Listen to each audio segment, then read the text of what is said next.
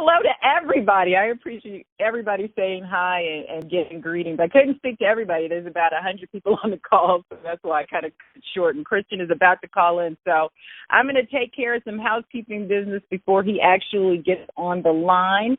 But first, let me welcome you again. I cannot believe this is our fourth call, our second call of day 2, and each call has been phenomenal in its own way. So, first of all, I'm Nikki Woods, and I'm your host, so I really appreciate you all joining the tele-summit. So you want to be an author, now what? And it really has been about taking your book to the next level. What do you do after you become an author? Now, we've been talking to all of the speakers about their writing process and their inspiration for writing a book and what keeping them motivated. So we are still talking about that piece, but I'm really focused on trying to make sure that everybody, gets an idea that will not only get them through and finish with their book, but also what they can do once they become an author. And so, I think it was Finesse said Monday, that writing it is really just, half of it, and it's kind of the easier half. It's like once you finish, knowing what to do after the book is published is really what becomes the big deal. So Zara started us off, Zara Green. She is the co-author of Loving in the Grown Zone. And really what Zara talked about was just the why of the book, like why people write a book and why it's so great, not only for your life, but your business and your brand to become an author. And then we talked to Finesse, who was the second session at 7 p.m. Eastern yesterday. And Finesse talked a lot about his process as well and how he was able to introduce himself to a new market through writing the book. He's a comedian. He's an actor. He ended up being a columnist in Essence magazine, and then they asked him to write a book, a relationship book. And when I first met Finesse, I thought he was a relationship expert. I didn't know really that he was a comedian and an author. His book landed on my desk, and it was through further research that, I found out what he was. But we really had him on the show mainly to talk about being a relationship expert or talk about relationships. And then earlier today, I talked to Stephanie Barrow, who is the founder of Grateful Woman Talks, and she really talked about collaborations, because all of her things so far, her projects so far, have been in collaboration with other people. Oh, goodness. It has been in collaboration with other people. And so it's just been really, really interesting to talk to her. We're having some technical difficulties, so I'm trying to multitask without and still talking, but Christian is having problems getting in, so I just want to make sure that he gets in.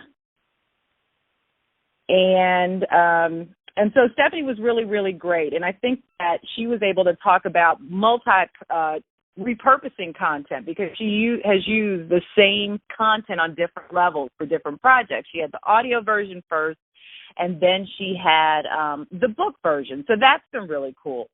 And then, we have Christian, and Christian is also a novelist like myself. So I'm really excited to talk to Christian about his new project once we get him on the line.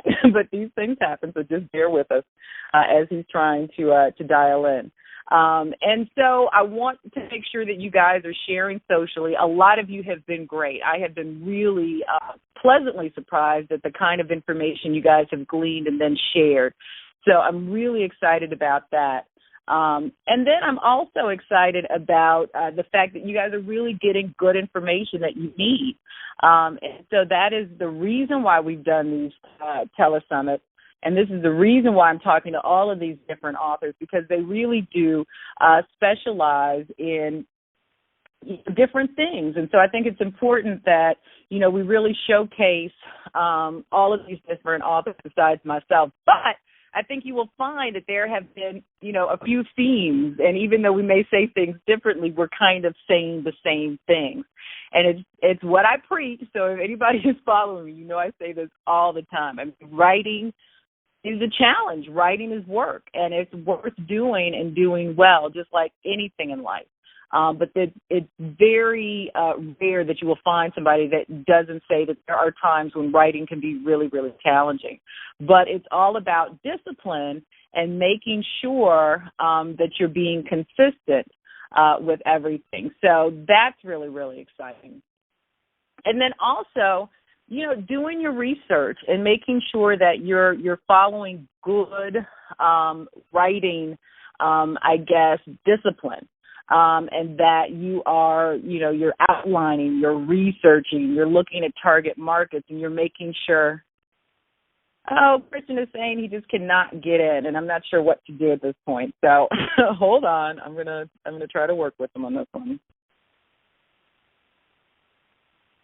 All right, here we go. We're just going to go ahead and get started. We have a ton of people on the call, so I want to make sure I honor that. I know April Franks Hunt is on the line as well, and she's going to be on tomorrow, but she's on today as well, so we might dial her in and talk to her in a little bit. But if you have any questions about what's going on, you can go ahead. As far as publishing and being an author, we'll just go ahead and start taking calls, question and answers. You can star 6, and I will see you in the queue, and that's what we'll do. But if you also want to share, make sure that you share socially using the hashtag #BeAnAuthor, and that way you can share and everybody can see it, and I can see it, and I will share that and retweet and all of that.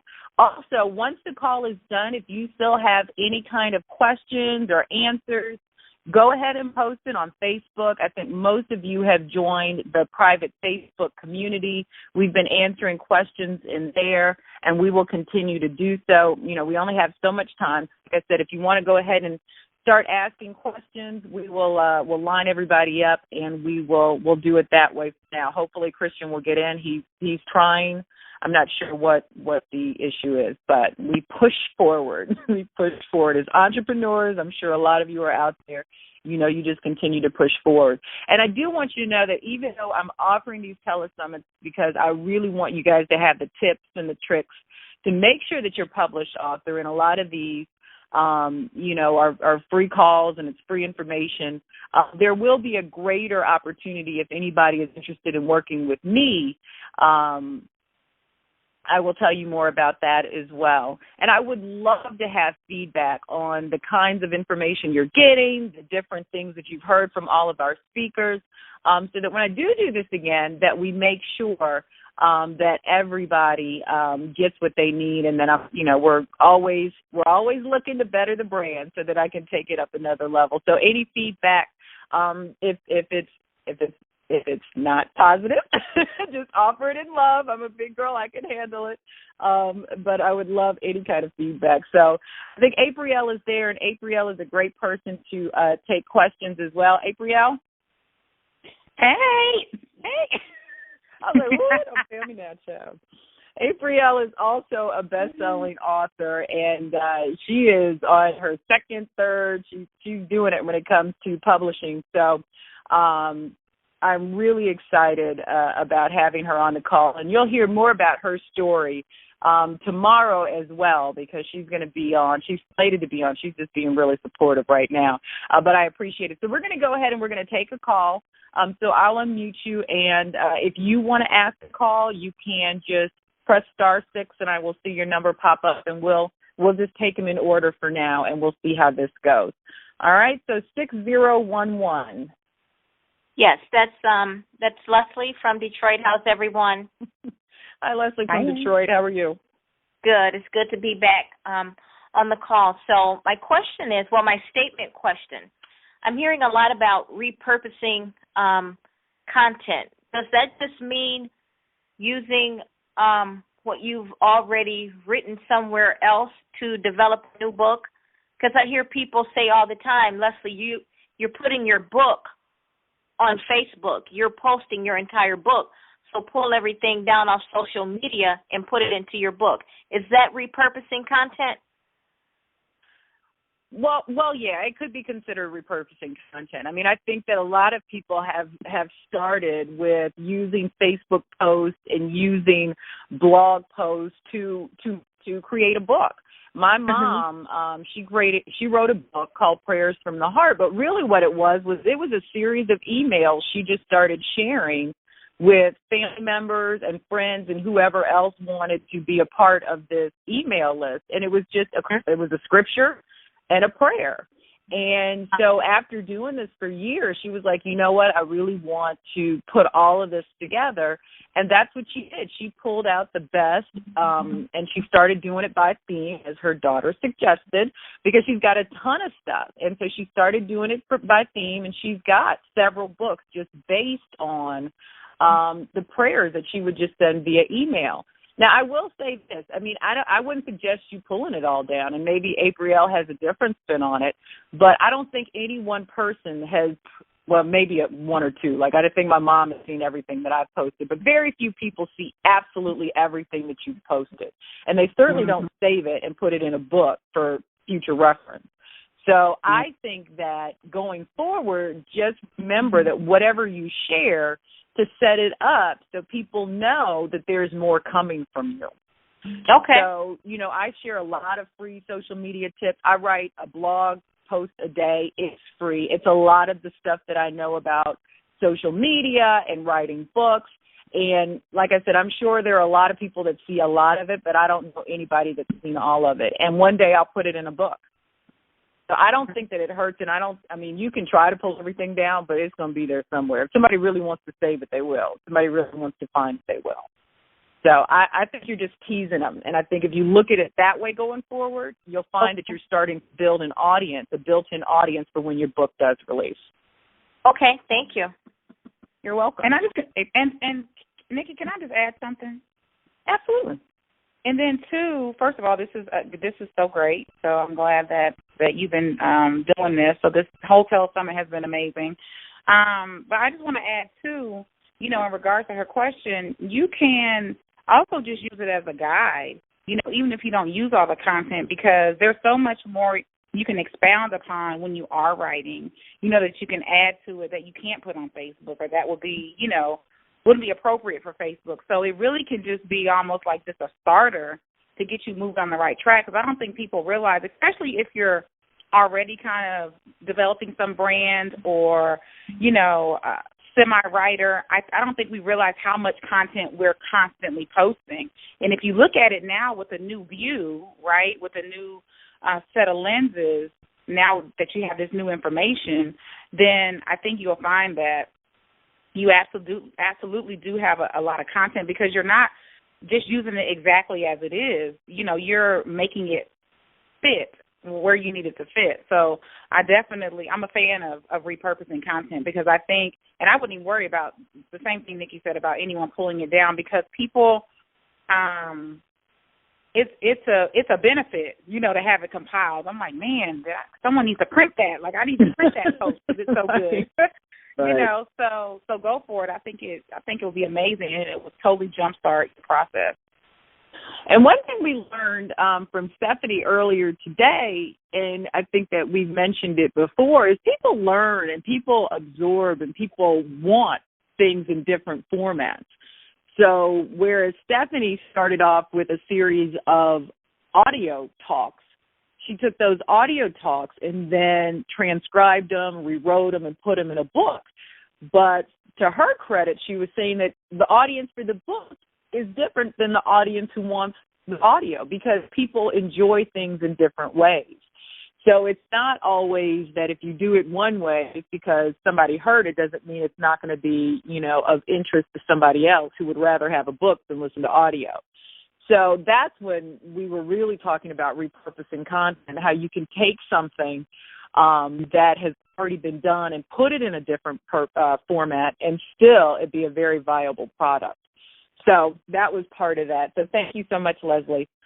We got another question, 5187. Hi, yes, this is Renard Steele. Thank you so much for hosting this teleseminar. I have two major questions. One is about development. I like to experiment with a lot of different genres, and I've gotten very good feedback on most of them. So those are the ones that I'm really investing a lot of time in. And I just want to know first, how should I flush just one genre out at a time, or should I pursue 2 or 3 if I'm getting good feedback with all of them? That's the first question.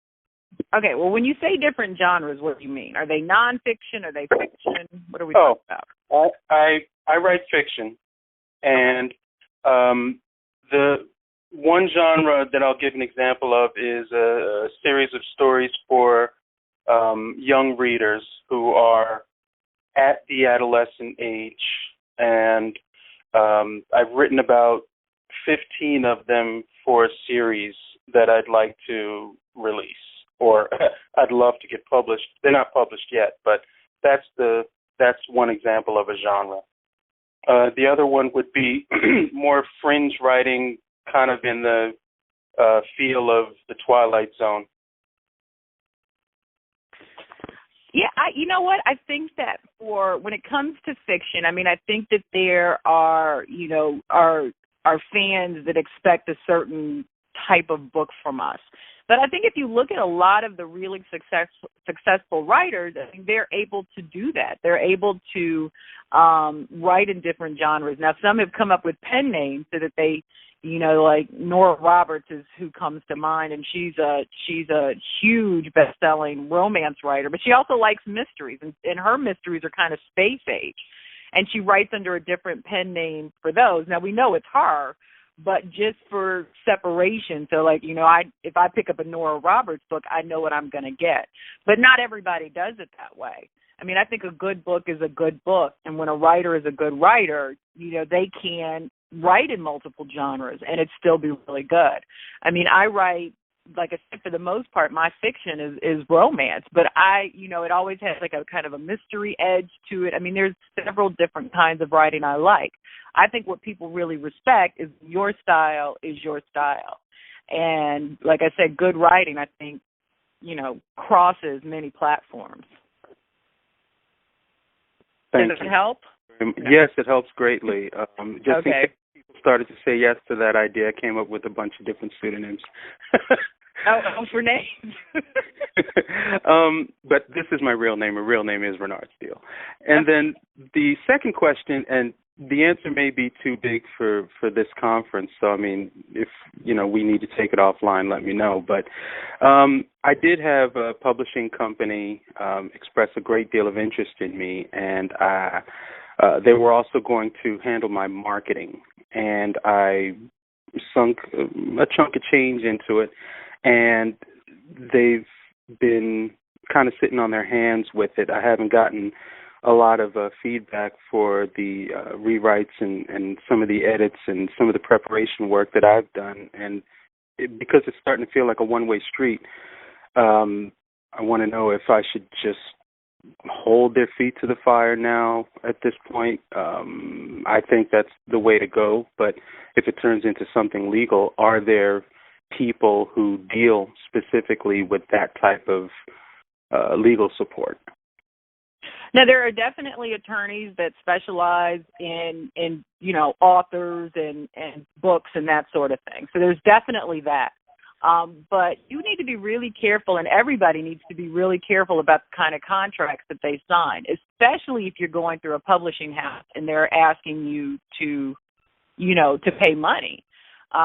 You need to, find out exactly what they're responsible for, exactly what kind of timeline they're working on, and what kind of action you can take once, they didn't go through with that. I mean, the first publishing contract I signed, I didn't read it. I was just so happy, to get a publishing deal that I just signed the contract, and they didn't do anything that they were supposed to do. And it was such a bad experience. I vowed, on my life, not to ever publish again.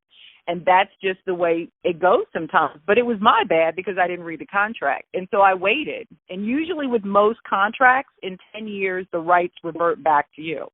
And so when that happens, that book will come out again with a different company or maybe self-published. I haven't decided yet, but you just have to be very, very careful. But there are attorneys that just specialize in, legal contracts for authors with publishing companies and, that sort of thing. So I heard that we have Christian on, so I'm going to say Christian. Yes. Success. How are you? I'm wonderful. That thing was giving me a fit trying to get on this call. I tried like 15 times, and it would not let me through. I was even putting the right access pin and everything.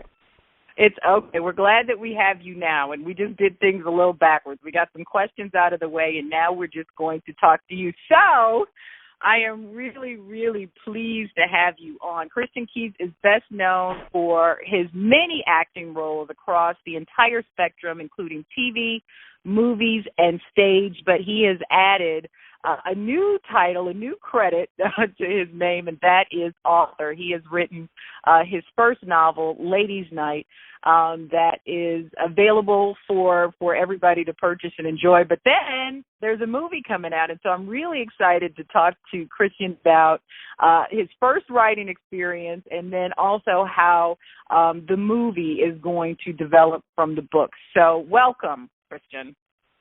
Well, thank you guys for having me, and all the listeners. Thank you guys for tuning in and taking time out of your day. I feel special that you would care about what I have to say, so thank you. So tell me, Ladies' Night, it came out recently. Tell me a little bit about the decision to become an author. I mean, you do great, in what you've done, which is plays, movies, television. Why did you decide to write a book? Well, honestly, I've been writing since I was 12, Nikki. It's something I was always passionate about. I mean, bouncing around in foster homes and group homes at that age, the only constant in my life was paper and pencil. I could kind of escape from those surroundings and my physical surroundings and create. And it was the only time I was happy. I was dealing with a lot, so that was my escape. So through high school and college, I kept a lot of it quiet. And then in college, I had this really ornery, really mean little man who ended up actually giving me confidence in my writing. He was the critical writing teacher, and he walked into class basically and told us that he was not giving anybody an A. He didn't believe in it. And so I was like, okay, this is going to be the worst class ever. And I ended up getting the best grade on his midterm out of anybody in my class or any of his classes, black or white. And this was a nice little Polish gentleman. And, he kind of started side-eyeing me after that. And I was like, what's the deal with this? And then after the, when we got the final grade, I ended up getting a B or a B minus, the only B or B minus in this class. I think I got a solid B and everybody else got a B minus or C. I got the highest grade in the class. Again, black or white. And this is a majority white school. And he pulled me aside and said, you need to reconsider. No, that's it. Keep going. I'm sorry. Got you. No, it's okay. He said I need to consider changing my curriculum from social work to critical writing. He said, because you just get it. And honestly, he told me if I didn't have many grammatic errors, like using Y-O-U-R instead of Y-O-U apostrophe R-E, or T-H-E-R-E instead of T-H-E-Y apostrophe R-E, things like that, he would have been forced to give me an A minus. He still wasn't going to give me an A. It really gave me confidence to go after it. So when I got out of college, I started writing movies and learning that structure and that format. And 10 years later, I was on set last year with Carl Weber, 16-time New York Times bestselling author. Mm-hmm. And I asked him, how tough was it to transpose a script into novel form? And he told me, to shoot it to him. And that if it was good, he's going to let me know. And if it was bad, he's going to let me know. Because Carl don't really sugarcoat much. And he came back to set, a couple of days after he had read it. He said, how is next December? And I said, for what? He said, for Ladies' Night, to come out as a novel. He said, can you have it ready for me by then? I was like, yeah. He said, okay, well, you got your book there. And we discussed the details later. And it was amazing. So it's crazy how, things work out like that. But thankfully, years of preparation and years of writing, and a huge respect for the effort and work and education that it takes to write a novel or write anything for that matter. They prepared me, for this book. So I'm really excited that it's finally out and about. It came out last week. Congratulations on that. And it's interesting because usually I've seen it happen where the movie has come out and was such a big success that people have said, let's write the companion book or something like that. I know Dear White People came out recently and they did a coffee table book based on the movie. But it's really interesting that you had the script done and then had to write the novel based on the script. What was that process like? Because script writing is writing, but script writing and novel writing are really two different things. Completely different animals, and it's like using one set of using acrylics and water paints, finger paint. Right. Like it's completely different, and you can create a masterpiece with finger paint. So I'm not insulting either one or belittling either one, but it's completely different. It was definitely not a game. I definitely, got frustrated. I definitely because with screenplay and script writing, you don't have to describe as much. It's a whole different kind of paint and brush that you paint with. It's not as descriptive. So you may, you talk about the room and John walks into the room, the TV's already on, he looks around to see who left the TV on, goes, turns the TV off, and leaves the room, or maybe he starts dialogue with somebody in the room. It's that simple. In novel writing, you walk in to the dimly lit room and catch a glimpse out of the corner of your eye, see that the TV is on. And this sneaky feeling starts creeping over John as to possibly somebody else is in the house. And he looks around, and, you paint a lot more detail in the novel world than you do with the script or screenplay or even TV show. So it was completely different. So I had to go take the script and basically build out every scene that I already had. Take the I had a 100-page script and build it out as far as I could. And I got it to him, and then he gave me a thorough round of notes. I had to add some characters and some scenes, and that helped me with my page count. But I wanted to be careful with the page count because I didn't want it just to be fluff, just to be words, or me to just be typing for, to get to 240 pages, 230 pages. So it had to be sensible stuff that I was adding. So it was definitely difficult, and I have a huge respect for, writers who do this for a living, and I will continue to do it. I learned a lot, and I'm 80 pages in on my next book already. You know what, and it's interesting because I was talking to another director who adapted his own book and put it in a movie, and he was telling me, he's like, novelists are so great when it comes to writing scripts because we do know how to use description, and we can add that to the script and make it flow a little bit better for the people who have to then visually interpret what we've written. But then I was like, but having to have written a script, because I had to take a 365 book and, like you said, 90 to 100 page script. I mean, that's what I had to reduce it to. And so I was like, it was such a great process for me because now I know, that lean and mean is almost as good. Oh, yeah. So very limited descriptions. Very limited descriptions. Yeah. So it was really cool for me, to take that into my next novel because I think that, just with everything else in society, I think readers have become kind of fast food. I mean, they don't want the long, flowery descriptions and all of that kind of stuff. They want their plot to move just like it would in a movie. And so even for a novel, it's a very, very handy set of tools to have is learning to write really lean but powerful copy. Yeah, see, and that was I'm learning the opposite. But like I said, I have such a huge respect for, what it takes now and just understanding. And I'm thrilled about the process, and now I'm even more excited about writing both. There's a script that I'm chopping through, and then at the same time I'm also starting on I need to turn the first draft of my next book in by April. So,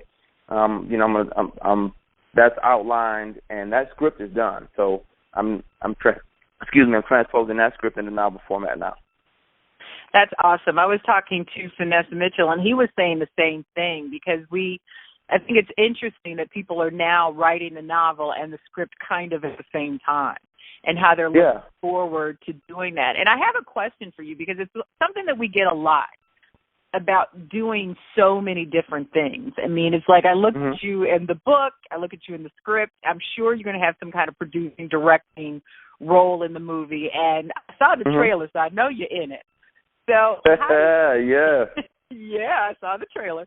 So how do you focus? How do you get things done when you're wearing so many hats and you're working on so many different projects? What I try to do, honestly, Nikki, is one, I'm passionate about, all of the elements. And I'm not just trying it to try it. I didn't wake up one day and say, ooh, let me be writer. It's like I wrote my first script 10 years ago. So, and like I said, I definitely have the utmost of respect to writers and what it takes and the discipline and dedication and self-policing. I mean, you have to schedule a few hours in the morning, a few hours in the evening. You have to schedule time to write. You have to set that. It's a full-time job. It's not a game. So for me, I feel like as long as I do that, if I'm honest with myself and I know I'm doing the work and I'm setting the time aside and giving each of these different things, giving the acting the energy it requires and the time that it requires and, the auditions and those kind of things and the acting classes and the monologues and stuff at home, if I'm giving the screenplay writing, if my ego is in check, which that's never a problem for me because I appreciate my position in life and what I get to call work or my job.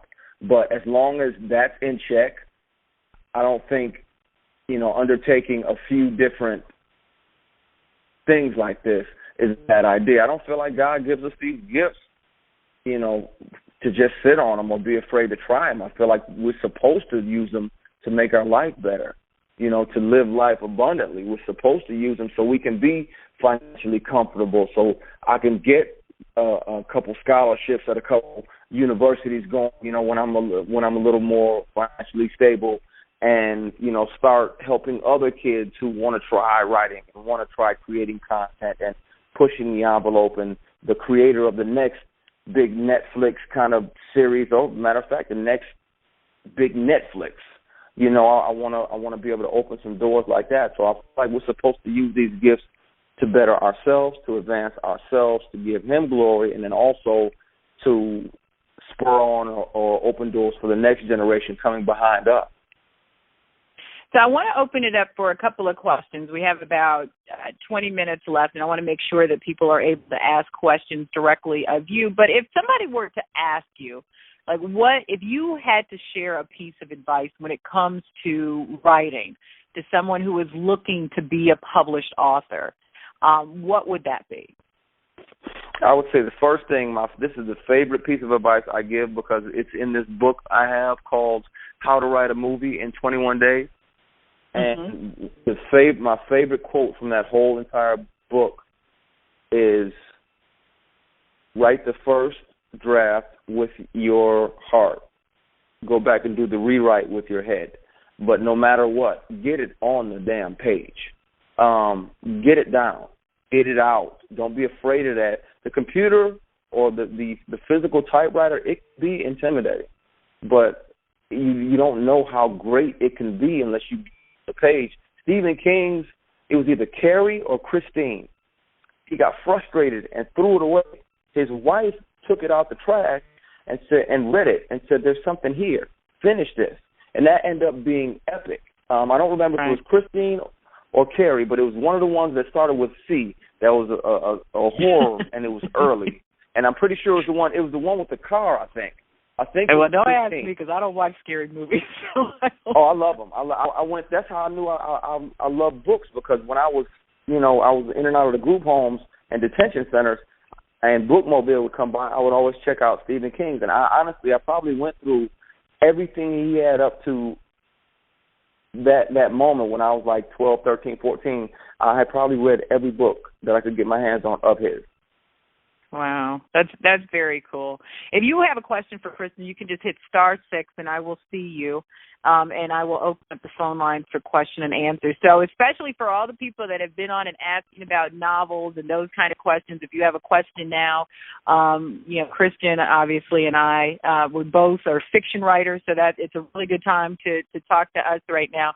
But I think what's interesting, and this is the last thing, but just to piggyback on that, I think it's been so fascinating to talk to my children who now, you're seeing all of these movies that have been based on books, like the whole Hunger Games series and now the Divergent series and that kind of thing.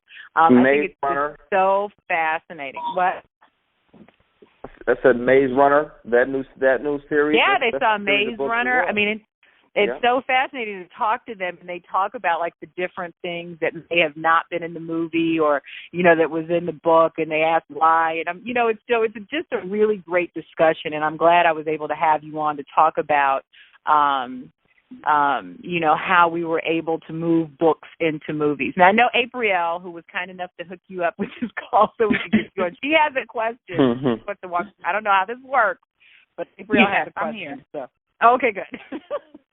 Great information, Kristen. I'm loving you. The platinum diamonds you're dropping on us are just amazing. I wanted to know, what would you do in hindsight? Is there anything that you would do differently in this process, or do you feel like you were right on the money, or is there anything that you would change that you can share with us fellow writers and authors?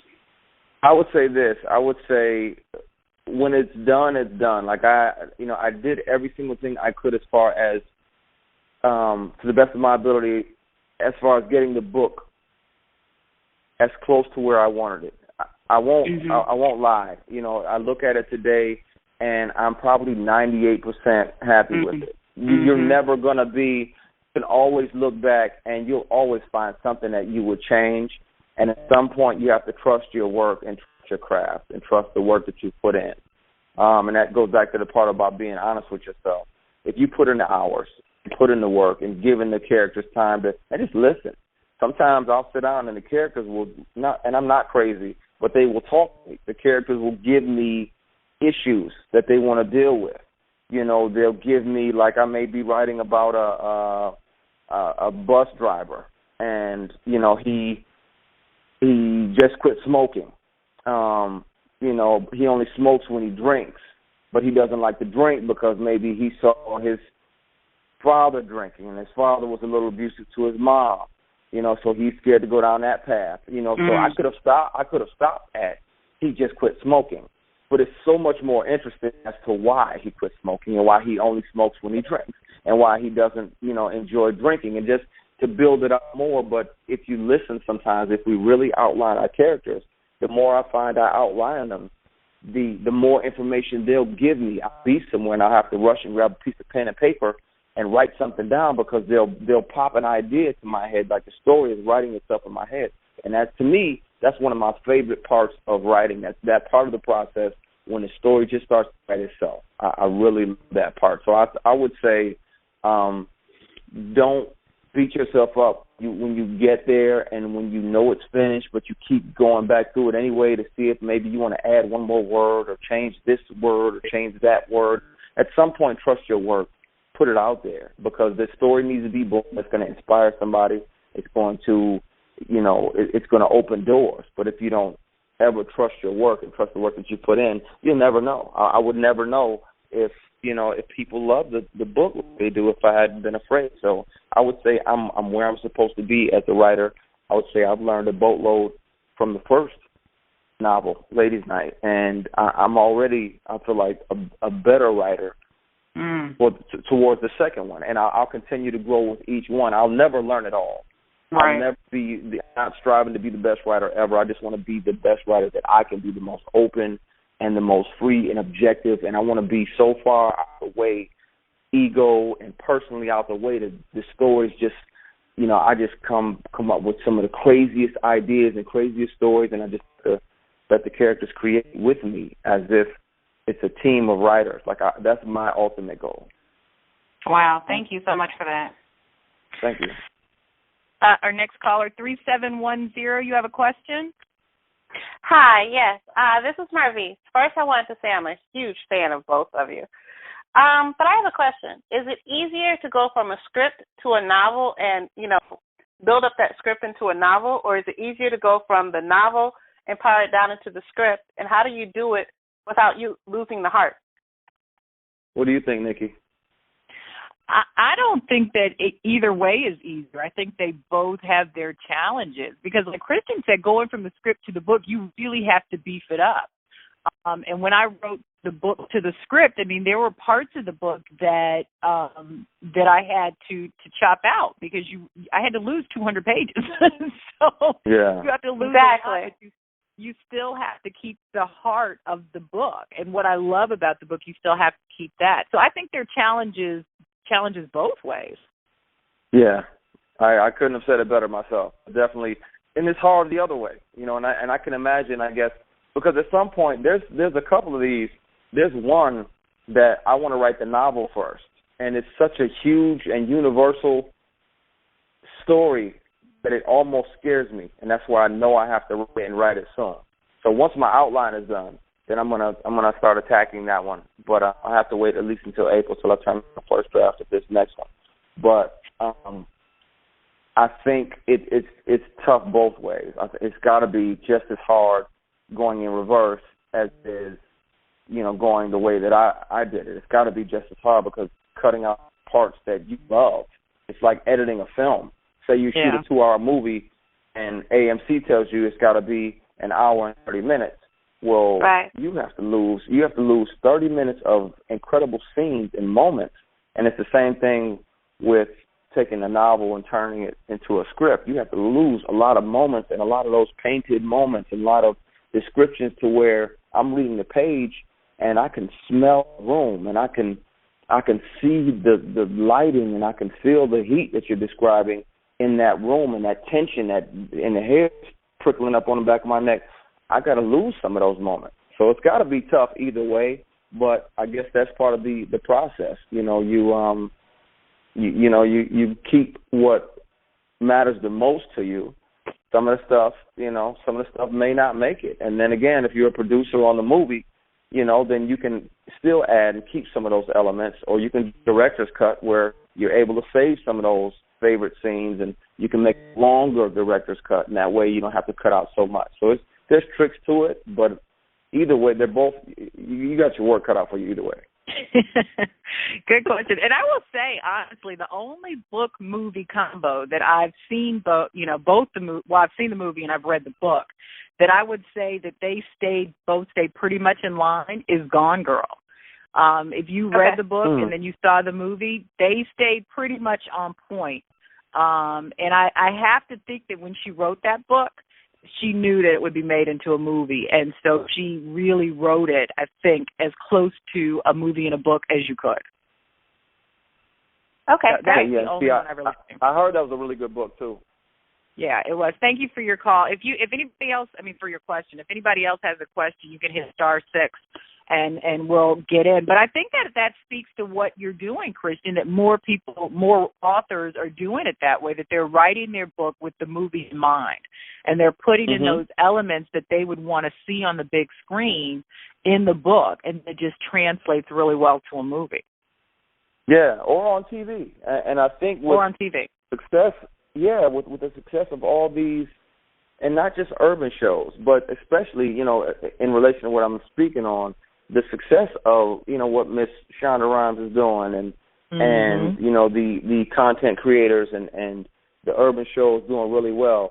I think there's an opportunity for witty, intelligent, cutting-edge content from us if it's properly formatted, if it's properly structured, and if it's creative, and if it pushes the envelope, and if it's 2016 in nature and content.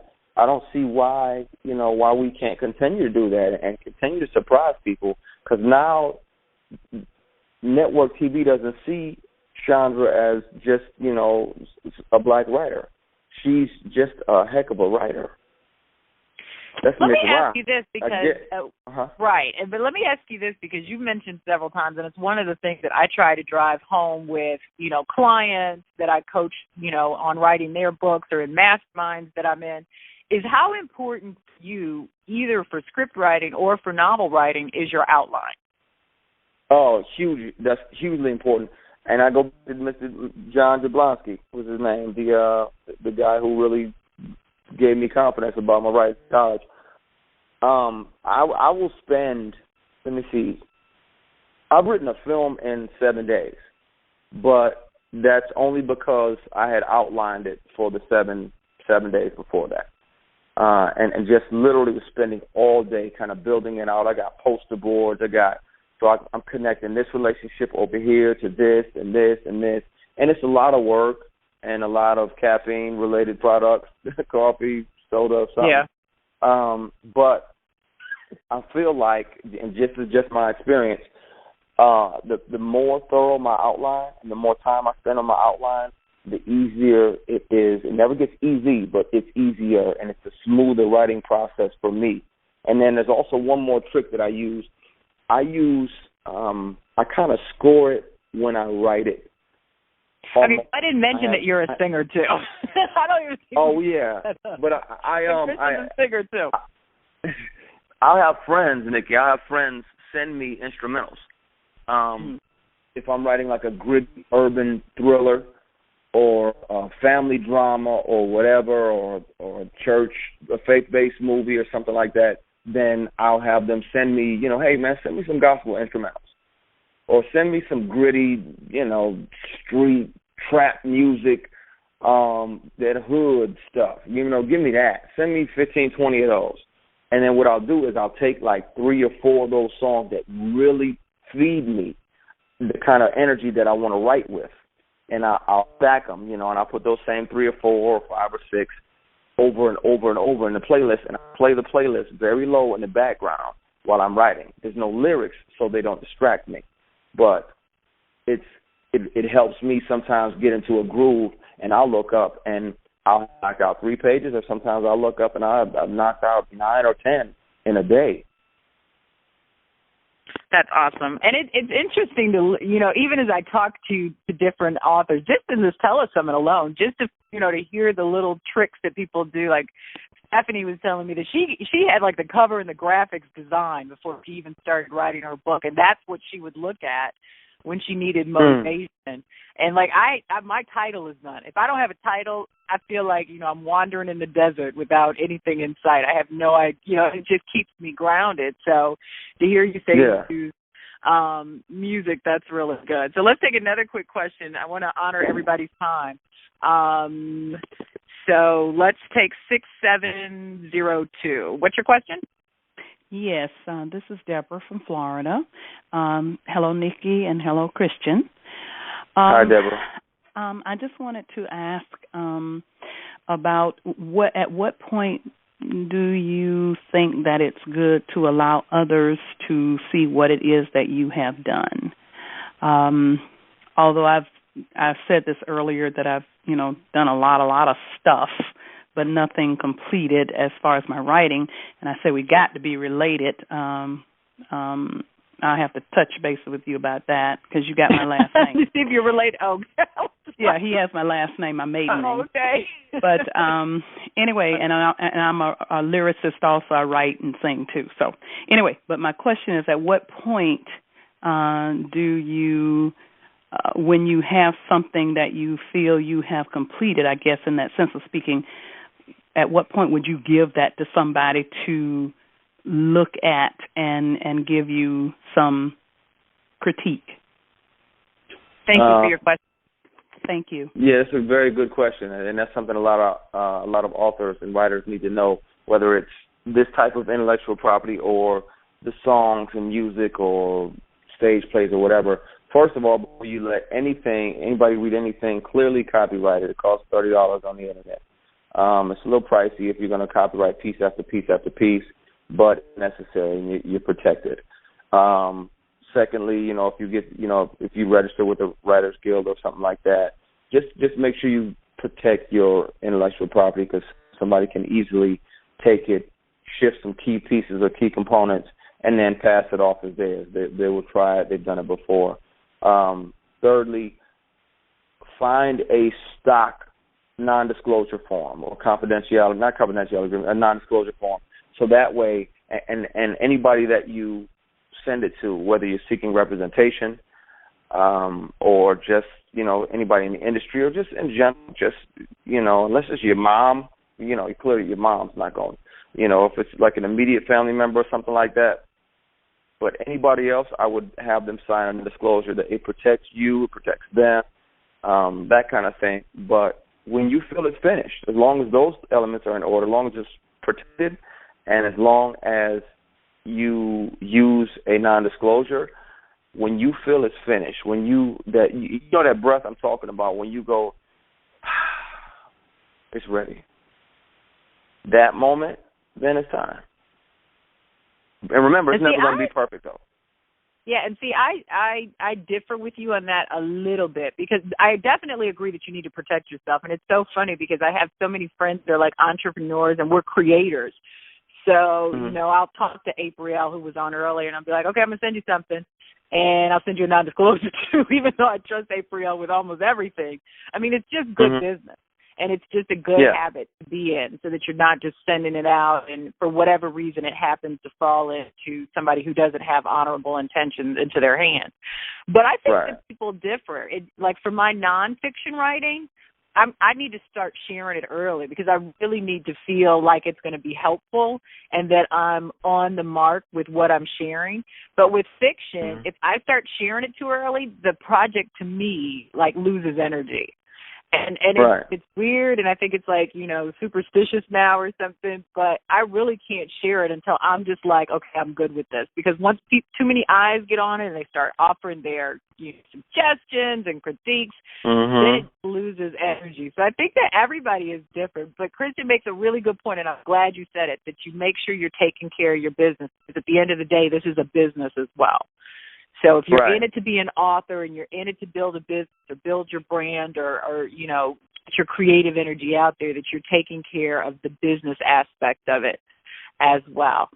So we have also, just real quick, Nikki, just real quick, also one more thing, I wouldn't suggest showing it to too many people or doing it to, doing that at once to too many people, because what will happen is when you get people saying, yo, you should do this or you should do this or you should do this, then you can run across that random annoying person that's going to say, well, I did give you that idea. Do I get some kind of writer's credit in this or this, that? And so you got to be careful with that as well, because that has happened to me and that will happen. Oh, man, I said you should say, oh, yeah, baby, I miss you right here. And you know what I'm saying? So I get a co-write credit. No, you don't. No, you don't.